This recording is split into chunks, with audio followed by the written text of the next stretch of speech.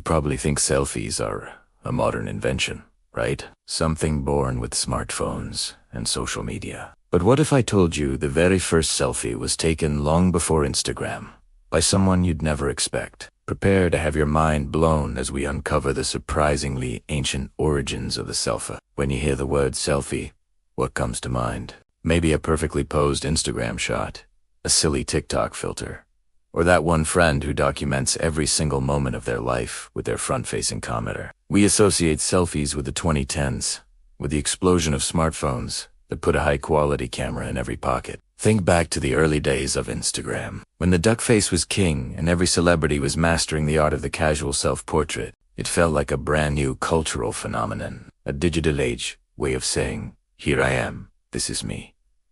It's all about self-expression, right? Crafting our identity online, connecting with friends, and maybe, just maybe, getting a few likes along the way. But the fundamental human impulse behind that, the desire to capture our own image, to document our own existence, is so much older than you think. To find its true beginning, we need to leave the digital age behind and travel back to a time of chemicals, metal plates, and incredible patience.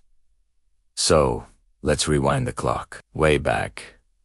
Before digital cameras, before film, before even the idea of a snapshot. We're heading to the early 19th century, a time of steam engines, top hats, and revolutionary new inventions. One of the most groundbreaking of these was photography. In the 1820s and 1830s, pioneers like Louis Daguerre were perfecting a process called the This wasn't like your smartphone camera. It was a complex, almost magical procedure. You'd take a silver-plated copper sheet, polish it to a mirror shine, and then expose it to chemical fumes to make it light-sensitive. The equipment was massive, heavy, and incredibly expensive. We're talking about giant wooden boxers on tripods, not something you could just whip out for a quick picture. And the exposure times.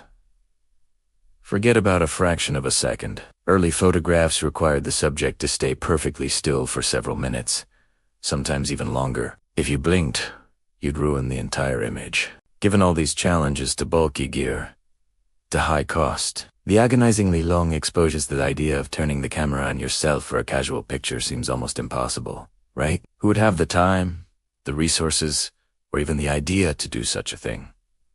Taking a portrait was a serious, formal occasion. Yet, someone did. And this is where our story gets really interesting. The year is 1839. In Philadelphia, a young man named Robert Cornelius is working in his family's lamp and chandelier business. He was a skilled chemist and a metallurgist, which gave him a unique advantage. When he heard about Daguerre's new invention, his curiosity was sparked.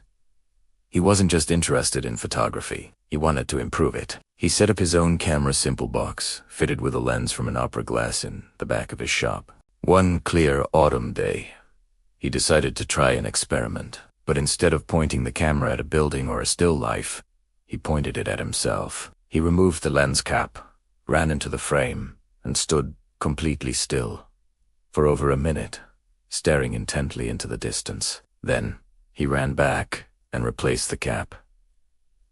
The result, a slightly off-center, hauntingly beautiful image of a man with tousled hair and a serious expression. On the back of the plate, he wrote, "The first light picture ever taken, 1839.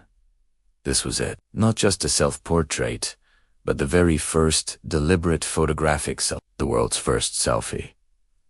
What's incredible is the intent. This wasn't a formal artistic commission. It was an act of pure, scientific, and personal curiosity. It was a man, a new piece of technology, and the simple desire to see what would happen if he turned the lens on himself. He was, in a very real sense, the original pioneer of the selfie.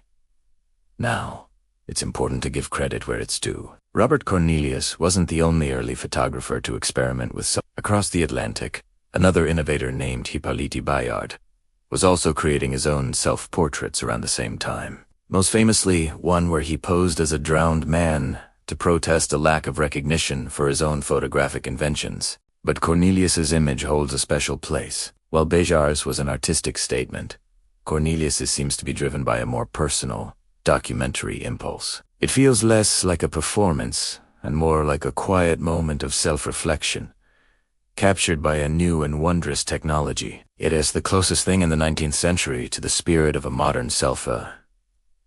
This is me, right now. Other early photographers, like the brilliant botanist Anna Atkins in the 1840s, also created self-portraits. But Cornelius has claimed to being first, and the sheer simplicity of his act make his image iconic. It wasn't about creating art. It was about capturing a moment in time with himself as the subject. He was testing the limits of the technology and, in doing so, created a whole new genre of image making without even realizing it. So, let's fast forward back to today. From Robert Cornelius standing patiently in his backyard in 1839 to the billions of selfies uploaded to the internet every single day. What's the connection? Technology has obviously changed beyond recognition. We've gone from minutes of exposure to a fraction of a second, from heavy chemical plates to intangible digital files, from a private experiment to a global form of communication. But the core human desire, that hasn't changed at all. The impulse to document our own face, to share our presence with the world, to leave a mark that says, I was here, is a constant thread that connects Cornelius' grainy historic image to the vibrant filtered selfies in your phone's camera roll right now. That first selfie wasn't just a technical achievement.